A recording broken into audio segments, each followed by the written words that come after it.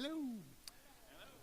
Now, my wife, JJ, right there in the shiny mask there, we've been coming to SPSA now for over 20 years. Yes, I know, it's hard for me to believe, and I don't look a day older. A married couple with a very similar religious background.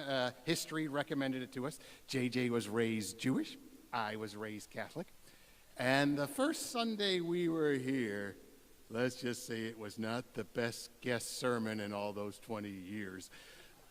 It was a snooze fest. But we happened to be sitting behind Frances Helen Guest.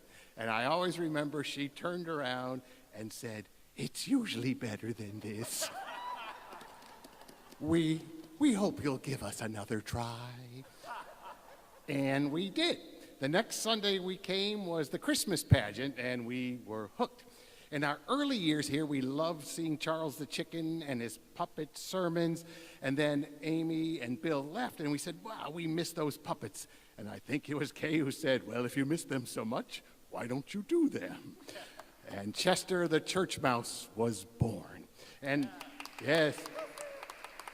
Now, some of you know I am an author. JJ is one now, too. People often say, you know, you should publish those Chester scripts as a book. To which I say, no other church in America would ever do puppet shows like those. Because no other church is like this special place, SPSA. It's why JJ and I have always put it at the top of our charitable giving list. SPSA does all the things we wish more groups would do. It's a safe, welcoming space. There's a food pantry, a homeless shelter, tutoring for kids. And by the way, those kids were a great focus group when I was working on Escape from Mr. Lemoncello's library.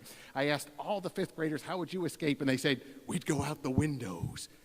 Which is why, if you read the book, there are no windows in Mr. Lemoncello's library, except up in the rotunda.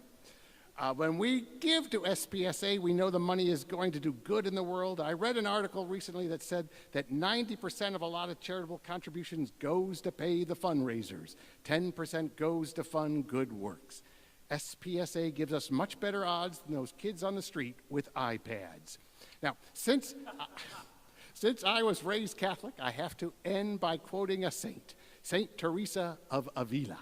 When I was Catholic, we had so many saints, you'd need to say what town they were from.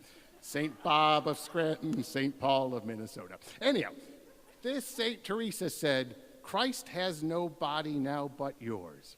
No hands, no feet on earth but yours.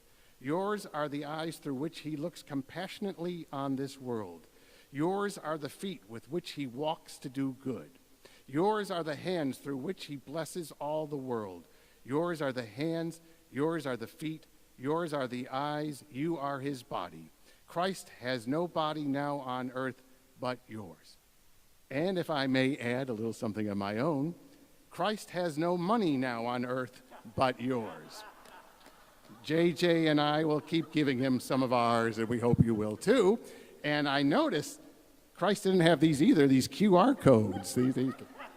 So it's really easy. So thank you guys, and give what you can. Thank you.